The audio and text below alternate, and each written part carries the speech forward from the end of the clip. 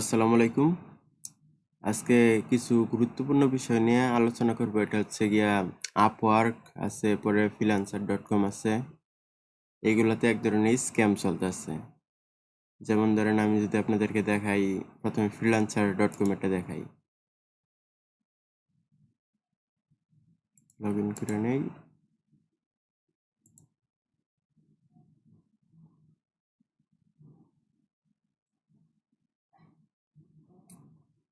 এই যে আপনারা দেখতে পারতেছেন freelancer.com এ যে আমি যে প্রপোজাল সেন্ড করছিলাম সেটার থেকে রিপ্লাই আসছে। এই জায়গায় লেখা আছে kindly contact me by Telegram for more information about the project details. এই যে একটা আছে, পরে এরকম আর কি অনেকগুলো আছে। এই যে নতুন আরেকটা আসছে, এই যে সবাই আর কি টেলিগ্রাম, হোয়াটসঅ্যাপ, মেসেঞ্জার এইগুলোতে যোগাযোগ করতে বলে। যদি আমরা হোয়াটসঅ্যাপ, টেলিগ্রামে যোগাযোগ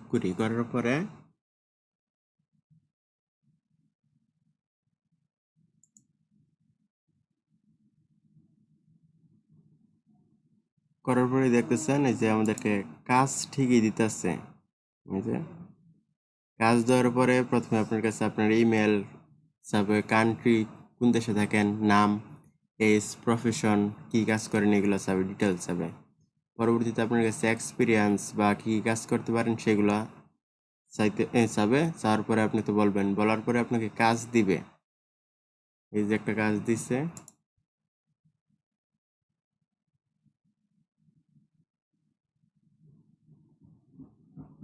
এই দেখতে পারতেছেন কাজ 90 পৃষ্ঠার একটা পিডিএফ দিচ্ছে। এটা সম্পূর্ণ রিটাইপিং।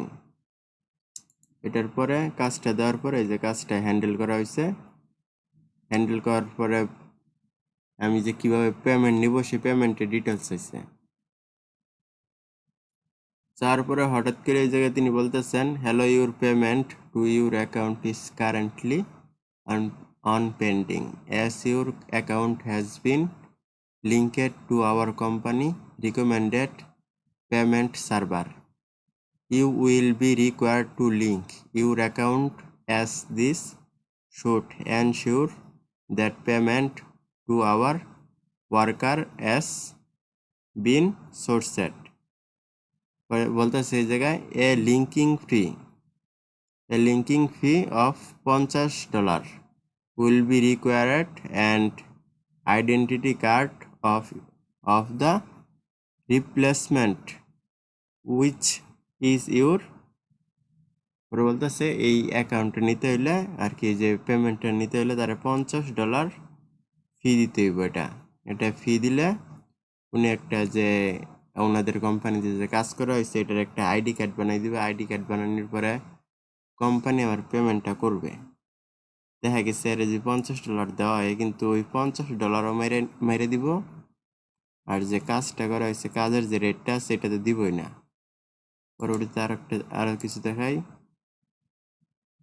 যেমন দেখেন এই যে একটা আছে, উনি তো প্রথমে লিঙ্কই দিয়ে দিচ্ছে একবারে ডাইরেক্ট।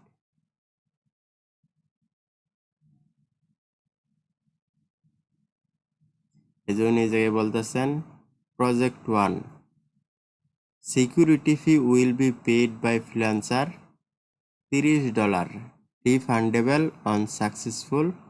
আর কি বলতেছে, একটা প্রথম এই লেভেল 1-এর যদি কোনো একটা প্রজেক্ট করেন তাহলে $30 সিকিউরিটি ফি দিতে হবে।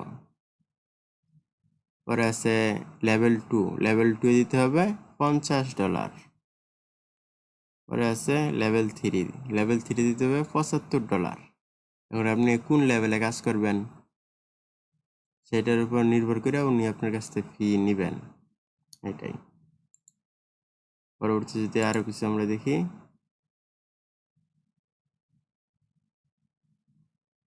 এই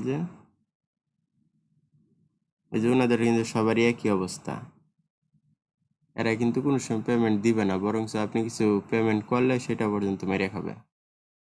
পরবর্তীতে আছে আমাদের আপওয়ার্কের যদি দেখাই, আপওয়ার্কের সমস্যাটা হইলো এই যে কিছু কিছু বায়ার আছে যাদের পেমেন্টটা আনভেরিফাইড, এই যে ওনারা কি করে, ওনারা পোস্ট ঠিকই করতেছে, পোস্ট করবো ঠিকই, আপনি কি করবেন, আপনার যে মূল্যবান কন্টেন্টসগুলো আছে এগুলো দিয়ে অ্যাপ্লাই করবেন। অ্যাপ্লাই করার পরে এরা কোনো লোকরে কাজেই রাখে না, কাজে নেয় না, বরং আপনার কন্টেন্টগুলো নষ্ট নষ্ট হওয়ার পরে ওই যে পেমেন্ট আনভেরিফাইড যে আছে, এরা ওই যে এরকম হোয়াটসঅ্যাপ বা টেলিগ্রামে যোগাযোগ করতে বলে, করার পরে এরা ওই যে এরকম স্ক্যাম করে। তো এটার জন্য প্রথমে আমরা যে কোনো কাজে যদি বিড করতে যাই, এর আগে দেখতে হবে পেমেন্টটা কি ভেরিফাইড আছে নাকি না আছে, আর তার হিস্টোরিটা চেক করা খুবই গুরুত্বপূর্ণ। যেমন ধরেন এই যে পেমেন্ট ভেরিফাইড,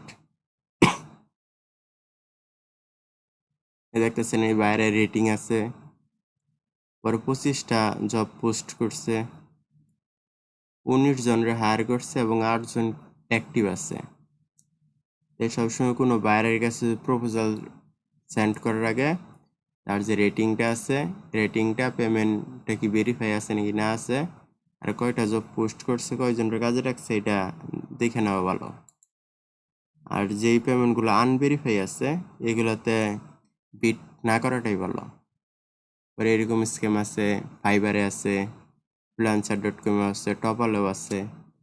দেখছি যারা আপনাদেরকে এই মার্কেট প্লেসের বাইরে যোগাযোগ করতে বলবে, এরা হচ্ছে বাটপার। এরা তো আপনার টাকা কোনো সময় দিবেই না, বরং আরো কিছু দিলে এগুলো আরো মাইরে খেয়ে দিব।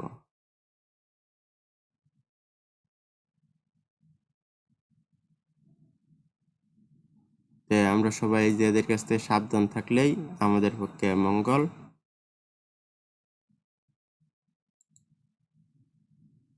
ঠিক আছে, জিনিসটা দেখেন একটু।